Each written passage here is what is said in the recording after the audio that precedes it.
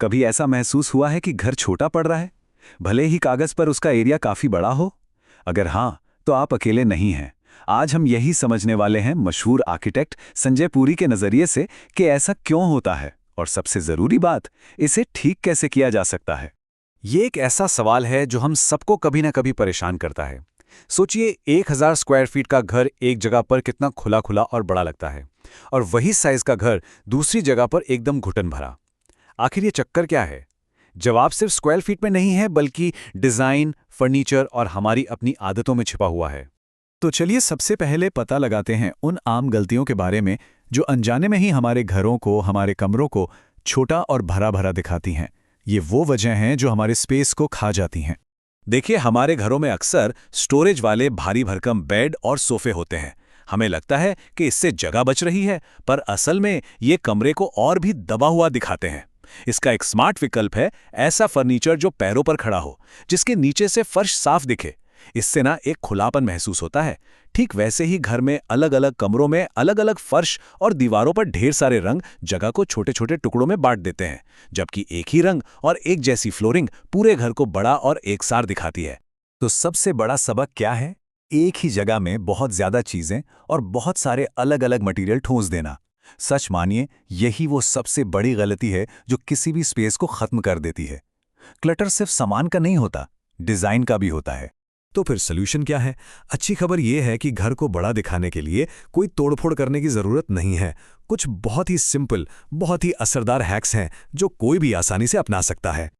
यहाँ 3 कमाल के उपाय हैं। पहला, पूरे घर में एक ही फ्लोरिंग और दीवारों पर एक ही जैसा हल्का रंग इस्तेमाल करें।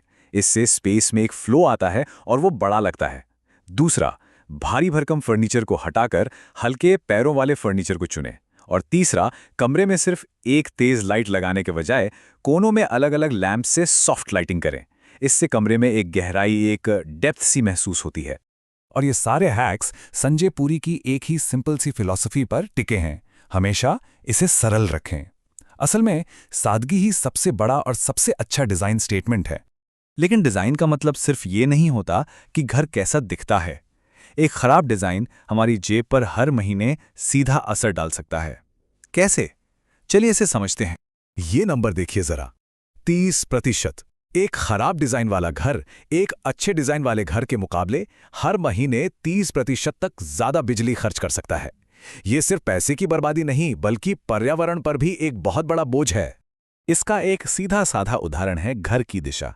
एक दक्षिणमुखी घर जिस पर दिन भर सीधी धूप पड़ती है, उसे ठंडा रखने में 30% तक ज्यादा बिजली लगती है। और वहीं एक उत्तरमुखी घर नेचुरली ठंडा रहता है, जिससे एसी का खर्चा काफी हद तक कम हो जाता है। इसी से जुड़ा एक कॉन्सेप्ट है लाइफ साइकिल कार्बन। अब ये सुनने में भारी लगता है, पर आसान शब्दों में इसका मतलब है वो कुल एनर्जी जो एक बिल्डिंग अपनी पूरी जिंदगी में इस्तेमाल करती है। तो एक अच्छा डिजाइन जो नेचुरल लाइट और हवा का पूरा फायदा उठाए, वो इस लागत को और पर्यावरण पर पड़ने वाले बोझ को भी काफी कम कर देता है। तो अगली बार जब कोई नया घर खरीदने या किराए पर लेने के बारे में सोचे, तो सिर्फ स्क्वायर फीट और कीमत से आगे क्या देखना चाहिए? आइए एक आर्किटेक्ट की चेकलिस्ट पर नजर डालते हैं। एक बहुत जरूरी बात याद रखिए, एक अच्छे डिजाइन वाले घर में हम कमरों के लिए पैसे देते हैं, उनके बीच चलने के लिए नहीं। अगर घर में बहुत लंबे और बेकार के गलियारे हैं, तो समझिए कि वो जगह और पैसा दोनों की बर्बादी है। तो घर फाइनल करने से पहले ये चीजें जरूर चेक कर लें। बिल्डर की साख कैसी है? घर में बेकार के गलियारों पर जगह तो बर्बाद नहीं की गई? क्या किचन और बाथरूम समेत हर कमरे में नेचुरल लाइट आती है? घर की दिशा क्या है? और पार्किंग कितनी आसान है? ये छोटे छोटे सवाल एक बड़े खराब निवेश से बचा सकते हैं। लेकिन एक घर सिर्फ गणित, पैसे और चेकलिस्ट से कहीं बढ़कर होता है। चलिए अब बात करते हैं उस एहसास की, उस फीलिंग की, जो किसी मकान को असल में घर बनाती है। संजय पुरी कहते हैं, आप जो रेखा खींचते हैं वो किसी की जिंदगी बदलने वाली है। ये बहुत गहरी बात है। इसका मतलब है कि आर्किटेक्चर सिर्फ दीवारें खड़ी करना नहीं है, ये लोगों की जिंदगी, उनके मूड और उनकी सेहत को डिजाइन करना है।